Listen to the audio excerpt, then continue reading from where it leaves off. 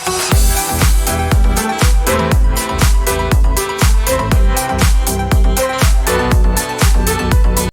welcome back to my YouTube channel. ඉතින් මගේ first video එකේ ඔයාලට පොරොන්දු වුණා වගේම O level English lit students ලාට මේ සබ්ජෙක්ට් එක කන්ටිනියු කරගෙන යන්න ගොඩක්ම ඉම්පෝටන්ට් වන literary devices ගැන ලෙසන් එකක් අරගෙන තමයි අද ආවේ. ඉතින් O level English literature කරන ස්ටුඩන්ට් ලාට සපෝට් කරන මගේ මේ වීඩියෝ එපිසෝඩ් එකේ second lesson එකට ඔයාලව ආදරෙන් සාදරෙන් පිළිගන්නවා. So today's lesson is about literary devices for O level students. ඉතින් තව පුංචි මතක් කිරීමක් තියෙනවා ඔයාලට කරන්න. ඉතින් මේ channel එකට ඔයාලා වගේම මමත් අලුත්. ඉතින් මේක බලන ඔයා වගේම ඔයාලට වීඩියෝ දෙන මමත් අලුත් නිසා ඔයාලට මතක් කරන්නේ මගේ channel එක subscribe කරන්න, like කරන්න, share කරන්න, අනිත් අයටත් බලන්න කියලා. එහෙනම් අපි වැඩි වෙලා ගන්න නැතුව අද lesson එකට යමු. As I said in my previous video, ඔයාලා දන්නවා අපි English literature ඉගෙන ගනිද්දී අපිට analyze process එක කරන්න very important දෙයක් තමයි මේ literary devices කියන එක. ඉතින් අපි literary devices වල comprehension එකේ අවබෝධය අපිට at the initial level අපි ගත්තේ නැත්නම් අපිට අපි මේ subject එක ඉගෙන ගන්න අවුරුදු 2 පුරාවටම හරිම confusing විදිහට තමයි මේවා choose කරලා අපිට ලියද්දි පාවිච්චි කරන්න වෙන්නේ. ඉතින් අපි initial stage එකේදීම මේ literary devices ටික එකින් එක හරියට ඉගෙන ගමු. ඔයාලට අවශ්‍යම කරන මතක තියාගන්න ඕනේ literary devices ටික මේ වීඩියෝ එකකින් අද පැහැදිලිව කියලා දෙන්න තමයි ලෑස්ති වෙන්න. බලන්න අද මේ ඔයාලට display කරලා තියෙන lesson එකේ මම මුලින්ම categorize කරලා තින්නේ literary devices, sound devices කියලා. එතකොට sound devices යටතේ අපිට ගොඩක් දේවල් තියෙනවා. හැබැයි ඔයාලට අවශ්‍යම කරන devices ටික තමයි මම අද explain කරන්න ready වෙලා ඉන්නේ. And then we are moving to figurative language techniques. I'll explain those things later in this video. ඉතින් මේක instant scroll up එකක් ඔයාලට මොකක්ද අද lesson එක කියලා පොඩි brief idea එකක් ගන්න. And then structural literary devices you see. And also character and perspective devices, very important when you are studying short stories in your syllabus. And then as rhetorical persuasive devices, I'll explain those things also. And yeah, you have to study these other important terms as well. So this is today's lesson. I'll try to get all those explanation to one video. Yeah, let's try. So අද lesson එකේ අපි මුලින්ම ඉගෙන ගන්නේ sound devices. You see, these deal with how words sound, especially in poetry. ඉතින් ඔයා English syllabus එක ඉගෙන ගන්න පටන් ගත්තාම ඔයාට තේරෙයි ඔයාට තියෙන poem 20 ඇතුලේ ඔයා මේ sound devices කොයි විදිහටද use කරන්න ඕනේ කියලා. ඉතින් ඊට කලින් ඔයාට ඔළුවට හම්බෙන initial a comprehension එක I think it is very important. So, ඉතින් අපි ඕනෙම poem එකක් ගත්තාම මේ poem එකේ idea එක, මේ poem එකෙන් thematically අපිට දෙන්න හදන sense එක හරියට point out වෙන්න නම් මේ sound devices කියන දේවල් include කරන්න ඕනේ poet කෙනෙක් විසින්. poet මේව හරියට include කළාම ඒව දිහා බලන literature students ලා විදිහට අපිට තියෙන කාර්යය තමයි ඒවා හරියට identify කරගන්න එක. ඉතින් ඒවා identify කරගන්න නම් ඒවා මොනවද කියලා අපි theoretically දැනගෙන ඉන්නවා. දැනගත්තට පස්සේ අපි daily practice එකෙන් ඒවා මොනවද කියලා automatically identify කරගන්න practice වෙනවා. ඉතින් sound devices normally අපි ගොඩක් පාවිච්චි කරන්නේ poems වල. ඉතින් බලන්න ඔයාලට display වෙනවා මුලින්ම very important techniques දෙකක්. First one තමයි alliteration. See, repetition of the first consonant sound. I think you know this. ඔයාලා දන්නවා සිංහල වලත් alliteration is there. In Sinhala we say it අනුප්‍රාසය. ඉතින් බලන්න alliteration කියලා කියන්නේ same consonant sound එක තැන් කිහිපයක යෙදලා තියෙන එකට. ඉතින් people picked a peck of pickled peppers. So you see the sound, no? P sound. So it is called an alliteration. ඉතින් ඕනෙම තැනක ඔයා මේ විදිහේ repetition of the first consonant sound කියන feature එක දැක්කොත් එතන තියෙන්නේ alliteration එකක්. ඉතින් මේ වගේ හැදෙන effect එක වෙන වෙනම letter by letter වෙනස් වෙනවා. ඉතින් මේ ගැන තව ඉස්සරහට අපි lessons කරගෙන යද්දී ඉගෙන ගන්න ඕනේ. හරි. ඉතින් alliteration ගැන ඉගෙන ගත්තට පස්සේ ඊළඟට පල්ලෙහායින් තියෙන්නේ assonance. Assonance කියලා කියන්නේ repetition of vowel sounds. You'll see first one is about consonant sound, but in the second one you see it is about vowel sounds. ඉතින් for example, the early bird catches the worm. Repetition of the E sound. The early bird catches the worm. ඉතින් බලන්න මේකෙදී E sound එන්නේ මෙන්න මේ early කියන එකයි catches. මෙන්න මෙතන E කියන sound එකේ. ඉතින් ඒ විදිහට අපි poem එක ඉතින් ගොඩක් දකින්න තියෙන poems වල short stories වලත් තියෙනවා. ඉතින් ඒක අපිට හඳුනා ගන්න නම් අපි හොඳට මේවට familiar වෙන්න ඕන. ඉතින් ඔයා නිකන් ගත්තාම poem එකක් ideas understand කරන්න කලින් ඔයා surface level එකේ read කරගෙන යද්දි බලන්න ඔයාට මේ alliteration, assonance කියන literary techniques හොයාගන්න පුළුවන්ද කියලා. එහෙම හොයාගන්න පුළුවන් නම් you are very good. ඉතින් මම හිතන වලට තේරෙන්නේ කියලා first one is alliteration, second one is assonance, the repetition of vowel words. devices ගැන කතා කරද්දී අපි O level level එකේදී අපිට answers ලියන්න එතකොට අපිට තියෙන text හරියට analyze කරන්න දැනගෙන ඉන්න ඕනේ තව literary techniques දෙකක් තියෙනවා. ඒක තමයි first one එක වට පේනවා. ඒ කියන්නේ අපි හරියට අපේ list එකේ විදිහට බලුවොත් third one repetition of consonant sounds in the middle or end. දැන් බලන්න alliteration කිව්වේ repetition of the consonant sound නේද? එතකොට මේක වෙනස් වෙන්නේ පුංචි තැනකින්. ඒක උතනින්ද repetition of consonant sound in the middle or end. Now see, for example, the lumpy bumpy road. So what is the repetition? You see the lumpy bumpy. So make it තියෙන්නේ in the middle of the sentence. So this is not an alliteration, this is called a consonance. ඉතින් මේ විදිහට හරියට definition එක ඔලුවට දාගත්තොත් literary device එක ඔයාලට මේවා identify කරගනිද්දී වැරදෙන්න තියෙන අවස්ථාව හරිම අඩුයි. හරි. අපි ඊළඟ technique එකට යනවා. මේක ගොඩක් important technique එකක්. අපිට poems වල නිතරම හම්බ වෙන technique එකක්. බලන්න ඔයා ඉදිරියට ඔයාගේ literature textbook එකේ තියෙන poems ඉගෙන ගනිද්දී onomatopoeia බලන්න මේක ස්පෙල් කරලා තියෙන හැටි ස්පෙල් කරලා තියෙන විදිහට අපිට ප්‍රොනවුන්ස් කරන්න බෑ. It's wrong. So අපි මේක ප්‍රොනවුන්ස් කරන්නේ onomatopoeia කියලා. ඉතින් බලන්න මේකේ අපිට definition එකක් දීලා තිනවා words that imitate sound. Words that imitate sounds. ඒ කියන්නේ සාමාන්‍යයෙන් අපිට මේ word එකක් කියවුවාම ඒකෙන් නිකන් effect එකක් නැවිලා පේන්නේ නැත්නම් අමුතු image එකක් පේන්නේ අන්න ඒ වගේ ඒවා. ඒ කියන්නේ අපි දැන් කිව්වොත් එහෙම for example මෙතන තියෙන එක බලන්නත් අපි එක පාට කියනවා bomb කියලා. bomb කියන වචනය ඇතුලේ ඔයාට fear කියන එක generate වෙනවා. නිකන් bomb ගහනවා වගේ පොඩි feeling එකක් එනවා නේද? අන්න ඒ වගේ අර bomb ගහන සද්දයක් තමයි ඔයාගේ මනසට ඇදෙන්නේ. ඉතින් ඒ වගේ මොකක් හරි සද්දයක් imitate කරලා මොකක් හරි sound එකක් imitate කරලා word එකක් ඔයාට කොහේ හරි දකින්න පුළුවන් වුණොත් එතන අනිවාර්යෙන් තියෙන literary technique එක තමයි onomatopoeia කියන්නේ. For example, bang, hiss, buzz, splash. So you see there are a lot of words like this. So if you see a word like this, it is called as onomatopoeia. හරි. ඉතින් ඒ වගේම මෙතන මට highlight කරන්න බැරි වෙච්ච තව වැදගත් technique එකක් තියෙනවා. ඒ technique එක තමයි rhyme. Rhyme එක කියන්නේ මොකක්ද කියලා අපි පුංචි කාලේ ඉඳන් ඉගෙන ගන්නවා. Words with similar ending sounds like cat, hat, moon, June. I think you can identify this technique. ඉතින් rhyme කියන එක ගැන ලොකුවට කියන්න ඕනේ. Similar ending sounds තියෙන තැන අනිවාර්යෙන් rhyme එකක් තියෙනවා. හරි. ඉතින් ඔන්න ඔය ටික තමයි sound devices විදිහට O level කරන student කෙනෙක් විදිහට අනිවාර්යෙන්ම දැනගෙන ඉන්න ඕනේ. Now we are going to learn quickly about figurative language.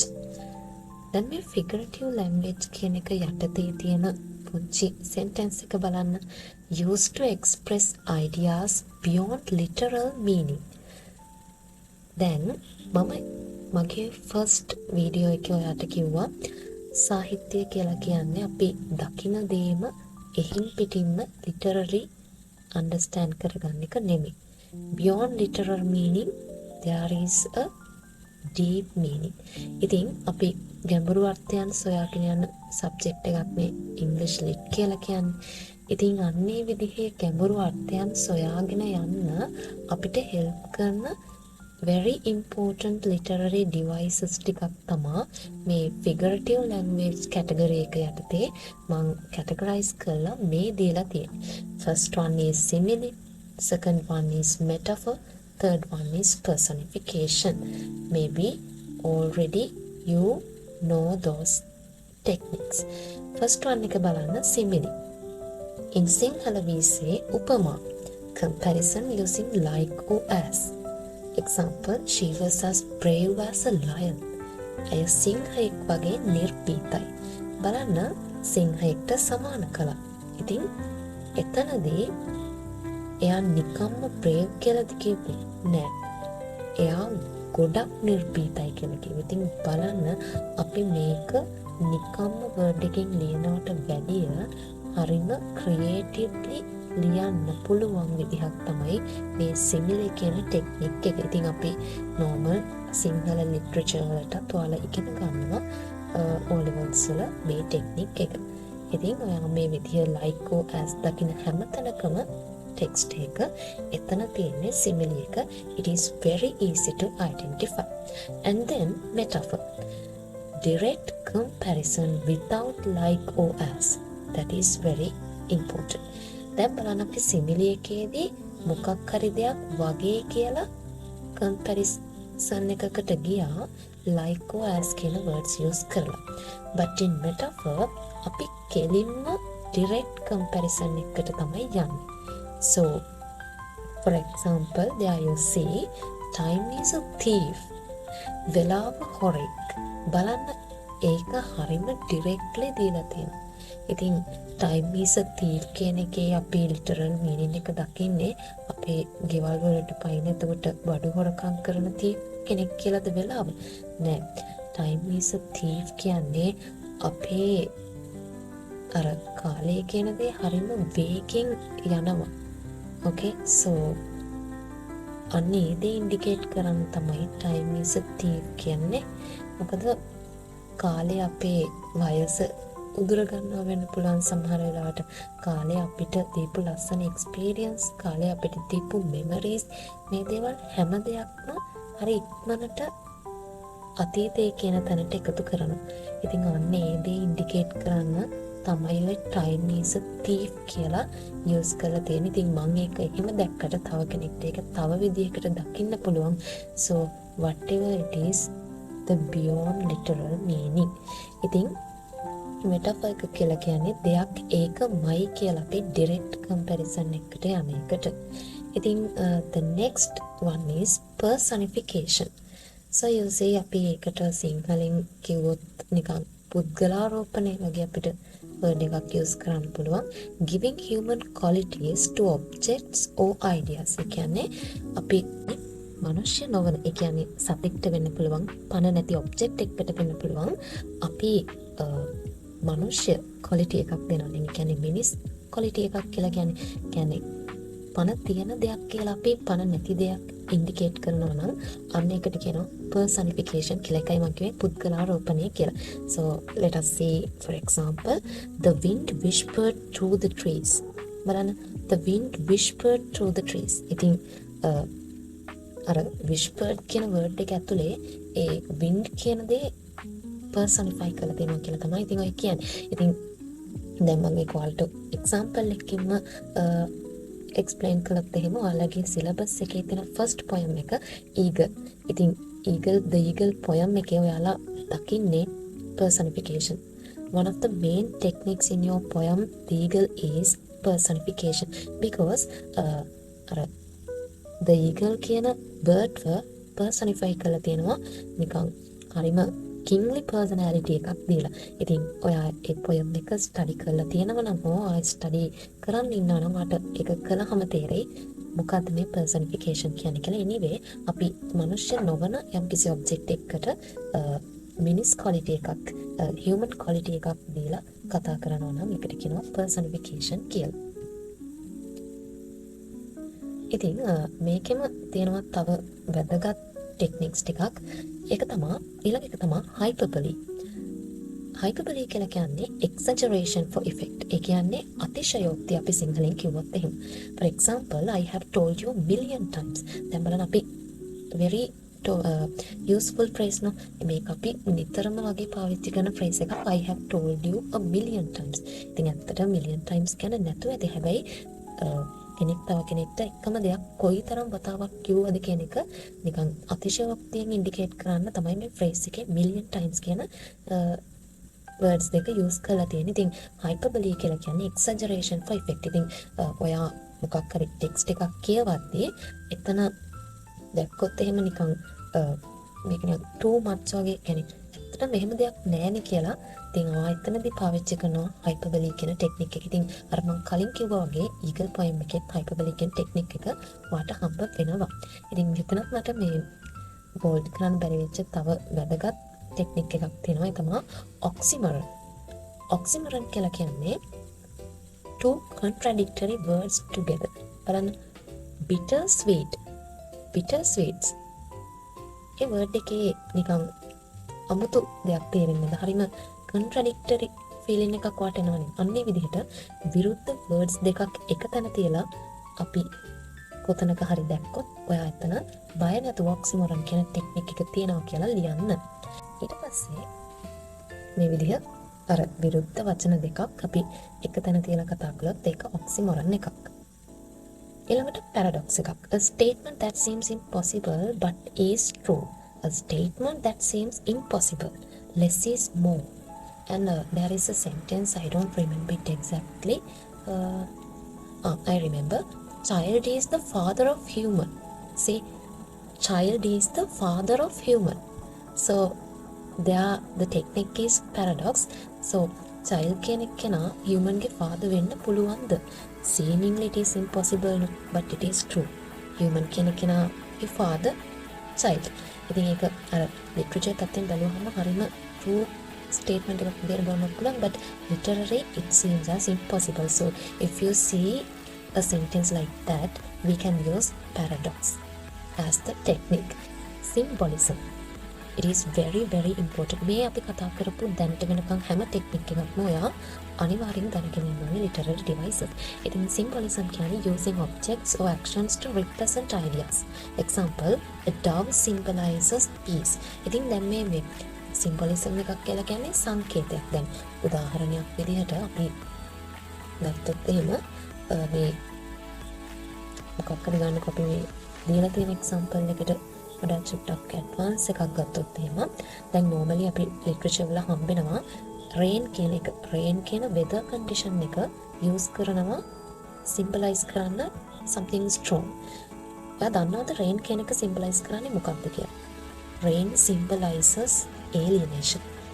සමහර වෙලාවට තනිකම, maybe it's separation, මේ වගේ ටිකක් අර dark emotions එහෙම නැත්නම් අර isolate වෙච්ච නැත්නම් අර isolate කියන feeling එක අපිට symbolize කරන්න ඕනේ නම් අපි use කරනවා rain කියන weather condition එක. ඉතින් මේ විදිහට එක ඒවා තියෙනවා අපිට ගොඩාක් දේවල් තියෙනවා. සමහර වෙලාවට colors use කරනවා මොනවා හරි දෙයක් symbolize කරන්න. දැන් for example yellow symbolizes friendship. ඉතින් yellow කියන color එක සංකේතවත් කරනවා friendship කියන දේ.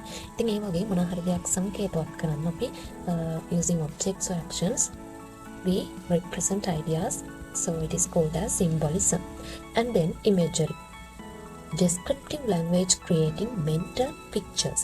ඉතින් for example, the golden sunset behind the mountains. The golden sunset behind the mountains කියවහම අපිට ඒ sentence එකක් විතරමද? නෑ. literature student කෙනෙක්ට ඒක sentence එකක්ම වෙන්න බෑ. ඒක කියවද්දී ඔයාට චිත්ත රූපයක් ලැබෙනවා නම් අන්න ඒකට අපි කියනවා imagery එකක් කියලා. So there are various imageries, auditory imagery, visual imagery, ඒ වගේ ගොඩක් imageries තියෙන. ඉතින් imageries ටික පොඩ්ඩක් සර්ච් පාරක් දාලා බලන්න. ඉතින් මේවා හම්බ වෙයි. ඉතින් මෙතන the golden sunset behind the mountains කියන sentence එක අපිට කියවුවාම ලැබෙන්නේ visual imagery එකක්. So that is that's why we tell it the descriptive language creative mental picture. So it is imagery. I think now you can understand those figurative language devices. ඉතින් අපි ඊළඟ step එකට යමු. Video එක බලන්න ගන්න සමහර කෙනෙක්ට මුලින් පොඩ්ඩක් බලාගෙන ඇවිල්ලා මැදකට යද්දී සමහර වෙලාවට ඩල් වෙන්න පුළුවන්. මොකද I'm reading so slowly. ඉතින් මම මේවා slowly කියන්නේ එකපාරම ඔලුවට දාගන්න පහසු වෙන. නැත්නම් මට මේවා ඉක්මනට transitions දාලා හරිම ස්පීඩ් කරලා surface level එකට දෙන්න පුළුවන්. but ඒකෙන් වැඩක් නැහැ. මොකද ඔයාලට හරියට මේක අවබෝධ කරගන්න බැරි වෙනවා. ඉතින් අපි වැඩි කතා නැතුව යමු structural devices වලට. බලන්න repetition. ඉතින් repeating words or ideas for emphasis. අපි කොතනක හරි දැක්කොත් එකම දේ දෙතුන් පාරක් රිපීට් කරලා තියෙනවා. එතනදී ඒ poet වෙන්න පුළුවන්, writer වෙන්න පුළුවන් try කරලා තියෙන්නේ කිසියම් දෙයක් emphasize කරන්න. කියන්නේ අවධාරණය කරන්න. උදාහරණයක් alone, all alone. So බලන්න කවුරු හරි කෙනෙක් මේක repeatedly කියවනවා නම් අපි යාගේ හිතේ තියෙන යම්කිසි suffering එකක් අපිට emphasize කරන්න පුළුවන්. ඉතින් ඒ වගේ යම්කිසි තැනක repetition එකක් තිබුණත් ඒකෙන් emphasis එකක් අවධාරණයක් වෙනවා කියන එක මතක තියාගන්න. ඉතින් මේවා ඔයා මම මේ වීඩියෝ එක බැලුවට පස්සේ එමෙහිට පොඩ ටෙක්ස්ට් අරගෙන බලන්න මේ මම කියපු ටෙක්නික්ස් ඔය ටෙක්ස්ට් වල තියෙනවද කියලා. and then ඊළඟට බලන්න irony. මෙන්න මේක ගොඩාක් අය පටල ගන්න තැනක්. ඉතින් irony කියන එකට අපිට සිංහලෙන් අර අපි අතිශයෝක්ති අනුප්‍රාස උපමා දුන්නා වගේ exact word එකක් දෙන්න බෑ. but irony is everywhere. අපි society එකේ වුණත් හැමතැනම irony කියන එක දකිනවා. ඉතින් ඔයාට English literature වල තියෙන text වල ගොඩක් තැන්වල මේ irony කියන technique එක හම්බ වෙනවා. බලන්න saying or showing the opposite of what is meant. ඒ කියන්නේ අර කියන්න තියෙන දේ opposite පැත්ත දෙනවා. ඒ කියන්නේ බලන්න මේ irony ගත්තාම මේකේ පැති කීපයක් තියෙනවා. verbal irony, saying great when something bad happens. දැන් බලන්න අපි මොකක් හරි කිව්වහම දැන් අපි homework කරගෙන ගිහින් නැති වුණාම ටීචර් අපිට කියනවා wow great, so is this a good thing? අපි homework කරලා නැති වුණාම මේක great දෙයක්ද? no, එහෙනම් එතන තියෙන්නේ irony. so we called it as verbal irony. and then situational irony. a fire station burns down. බලන්න මේ අර fire station එකක මේ burns down වෙන්න පුළුවන්ද? අන්නේ විදියට. ඉතින් අර opposite පැත්ත තමයි කියන දේ දැන් එකක් කියන්නේ. හැබැයි ඒකේ opposite පැත්ත තමයි ඇත්තට මේකෙන් mean කරන්නේ. ඉතින් අන්න ඒක අපි sense එකෙන් හඳුන ගන්න ඕන දෙයක්. එහෙම නැත්නම් අපිට ඒක මෙන්න මේකයි කියලා irony එක දෙන්නේ නැහැ. ඒක අපි sense එකෙන් practice එකෙන් හඳුන ගන්න ඕනේ දෙයක්. so dramatic irony is also there. audience knows a secret the character does not. ඒ කියන්නේ dramatic irony එක කියන්නේ නම් මෙහෙම. දැන් අපි for example අපි ටෙලිඩ්‍රාමා එකක් බලනවා නම් සාමාන්‍යයෙන් ටෙලිඩ්‍රාමා එකක protagonist antagonist ඒ කියන්නේ ප්‍රතිවාදියා සහ ප්‍රධාන චරිතය ඉද්දී අපිට සමහර වෙලාවට ප්‍රතිවාදියා දන්නේ නැහැ ඊළඟට මොකද්ද වෙන්නේ කියලා. හැබැයි කතාව ඇතුලේ audience එක විදිහට බලන අපි දන්නවා. අන්න එතනදී කියනවා ඒක dramatic irony කියලා. ඉතින් බලන්න කොච්චර ලස්සනද. ඉතින් හැබැයි මේක හරියට sense එක ඔලුවට දාගන්න ඕනේ. so ඒක නිසාමයි මම තීරණ විදිහට ඔයාලට මේක slowly කියලා දෙන්නේ. ඉතින් මම ඊළඟ ටිකට ස්ක්‍රෝල් කළා. බලන්න foreshadowing hints about what will happen later. අපි future එක ගැන යම් දෙයක් ඉඟි කරනවා නම් අපි ඒකට කියනවා foreshadowing. dark clouds foreshadow a coming storm. you see අර මොනවද ඒකට කියන්නේ කළු වලාකුළු නිකන් තද මේ අකුණක් නේද storm එකක් කියලා කියන්නේ. ගැන foreshadow කරනවා කියන එක. ඉතින් සමහර වෙලාවට මේකෙන් කියන්න පුළුවන් ඔය නිකන් අඳුර වෙලා තියෙන එක ලොකු වැස්සක් කියලා අපිට nature පැත්තෙන් ගන්නත් පුළුවන්. but අපිට මේක නිකන් අර human world එකට ඇඳලා ගන්නත් පුළුවන්. need to pack your heads. anyway foreshadow එකක් කියලා කියන්නේ අපි යම් කිසි දෙයක් ඉදිරියට සිද්ධ වෙන්න තියෙන දෙයක් ගැන කලින් කියන එක. ඉතින් මේ වගේ දේවල් ටෙක්ස්ට් එකක් ගත්තාම කියවගෙන යද්දී අඳුර ගන්න පුළුවන් මේක ෆෝෂැඩෝ එකක්ද මොකක්ද කියලා. ඉතින් ෆෝෂැඩෝ එකේ අනිත් පැත්ත තමයි ෆ්ලෑෂ්බැක් කියලා කියන්නේ. ෆ්ලෑෂ්බැක් කියන්නේ scene from the past inserted into the story. past tense එකකින් යම් දෙයක් රිෆ්ලෙක්ට් කරලා තියෙනවා නම් රිෆ්ලෙක්ෂන් එකක් විදිහට එහෙම නැත්නම් මෙමරි එකක් විදිහට දීලා තියෙනවා නම් අපි ඒකට කියන්නේ මෙමරි කියලා නෙමෙයි ෆ්ලෑෂ්බැක් කියලා.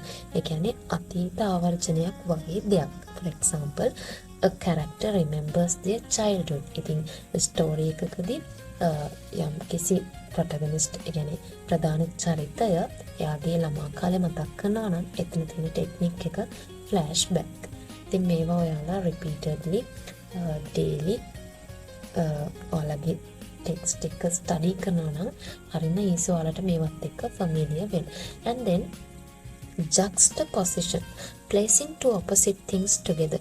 See that oxymoron and juxtaposition are same techniques. For example, it was the best of times, it was the worst of times. මේ විදිහේ sentence එකක් තියෙනවා. එතකොට හොඳම කාලය නරකම කාලය කියලා. ඉතින් බලන්න මේ opposite things දෙකක් එකට එකතු කරලා තියලා oxymoron එකයි මේකයි දෙකම සමානයි. So these are not very important for you, so I'm not telling about this, but if you want you can further search for this. Dull විදිහට ෆීල් වුණා කොහොම හරි මේක ඔලුවට දාගත්තොත් ඔයාට ෆස්ට් ස්ටේජ් එක විතරයි ඩල් වෙන්නේ. ඔයා මේක කරගෙන යද්දී හරිම ඊසි වෙනවා. ඔයා මේක හරියට ඔලුවට දාගෙන තියාගත්තොත්. So now we are moving to this other important terms. theme එකක් කියලා කියන්නේ central idea එකක්. එතකොට ඔය poems වල short stories වල ගොඩක් වෙලාවට central idea එකක් generate කරන්න try කරලා තියෙනවා.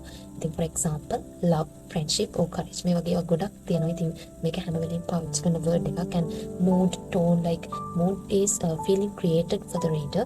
Example dark mood, අපි කියනවා gloomy mood, cheerful. What is the mood? අපි ඔය කවුරු හරි අහන්නේ are you in a bad mood? No, I'm good. ඉතින් ඒ වගේ mood එක කියන එක and tone කියන්නේ author's attitude. දැන් poem එකක් third person ලියලා තියෙනවා නම් එතකොට third person කියන්නේ තව එක්කෙනෙක්ගේ දෙයක් දිහා බලලා ලියන එකක්. එතකොට තව එක්කෙනෙක්ගේ දිහා බලලා ලියන එකකදී සමහර වෙලාවට authorගේ attitude එකත් එක්ක දාලා ලියන එකට අපි කියනවා tone එක කියලා. Example sarcastic, serious, humorous. ඉතින් මේවා ඔයාලගේ text වලදී හම්බ වෙනවා මම වැඩිය explain කරන්න යන්නේ. and then conflict, this is very important. struggle between opposing forces. ඉතින් conflict එකක් තියෙනවා ගොඩක් වෙලාවට ඔයගලන්ට තියෙන dramas වල සමහර වෙලාවට short stories වලත් තියෙන්න පුළුවන් විවිධ විදිහේ conflict තියෙනවා. ඉතින් internal conflict එක කියන්නේ මේ within the character කියන්නේ character එක ඇතුලේ විතරක් තියෙන එක. කියන්නේ කිසිම බාහිර පාර්ශවයකකින් තොරව තමන්ගේ මනස ඇතුළේම ඇති වෙනවා නම් struggle එකක් අපි ඒකට කියනවා internal conflict කියලා. ඒ කියන්නේ අපි ඔය මොනවට හරි දැන් අපිට මොනවා හරි වැඩ දෙකක් තියෙද්දි උදාහරණයක් විදිහට අපි ස්ටඩි කරන එකයි ස්මාර්ට්ෆෝන් එක බලන එකයි දෙක අතර පොඩි ස්ට්‍රගල් එකක් කරනවා. දැන් මේ වෙලාවේ මම මේක කරනවද මේක කරනවද අන්න ඒ වෙලාවට අපිට තියෙන internal conflict එකක් within the character. So like that. and then external conflict between characters or with nature, society. කියන්නේ සමාජය ඇතුලේ තියෙන පුළුවන්. ඊට පස්සේ චරිත දෙකක් අතර and human world එක සහ nature එක අතර මේ විදිහේ external conflicts හැදෙන්න පුළුවන්. ඉතින් මේ ටික හරිම වැදගත්. and climax, turning point of highest tension. උදාහරණයක් විදිහට the final battle in Harry Potter මෙන්න මේකට කියනවා climax. ඒ කියන්නේ උච්චතම ස්ථානය. මේ climax කියන මෙන්න මේ stages ගොඩක් වෙලාවට එන්නේ short stories වල. ඉතින් මේකෙදී pyramid එකක් තියෙනවා අපි ඉගෙන ගන්න ඕනේ. මම ඒක මෙතනදී explain කරන්නේ. but climax is turning point of highest tension. and then you see resolution or denouement, how the story ends. Example peace restored at the end of a story. බලන්න ඉතින් climax එක කියලා කියන්නේ උච්චතම අවස්ථාව.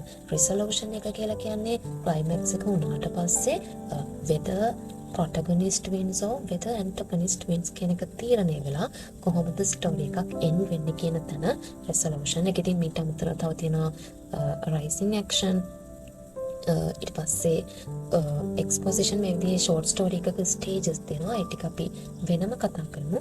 ඉතින් මේ ටික තමයි ඔයා ගොඩක් වෙලාවට short stories වගේ ස්ටඩි කරද්දී අනිවාර්යයෙන්ම දැනගෙන ඉන්න ඕනේ ටෙක්නික්ස්. මේ වීඩියෝ එකේ අපි කතා කරන්න ඕනේ වැදගත්ම පාර්ට් එකක් තමයි මේක. When we are studying short stories, we need these things definitely.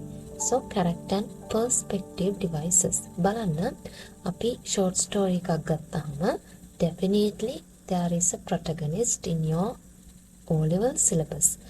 Protagonist is main character like Harry Potter in Harry Potter. Okay, so in relation to your syllabus, Nicholas of the Lumber Room is the protagonist of that story. No? So like that. An antagonist is the villain of the story. ප්‍රතිවාදියා කියලා අපි කියනවා character opposing the protagonist. ඒ කියන්නේ protagonist අර මොකද්ද? කියන්නේ අනිත් පැත්තට ඉන්න චරිත ප්‍රතිවාදියා. So like Voldemort in Harry Potter.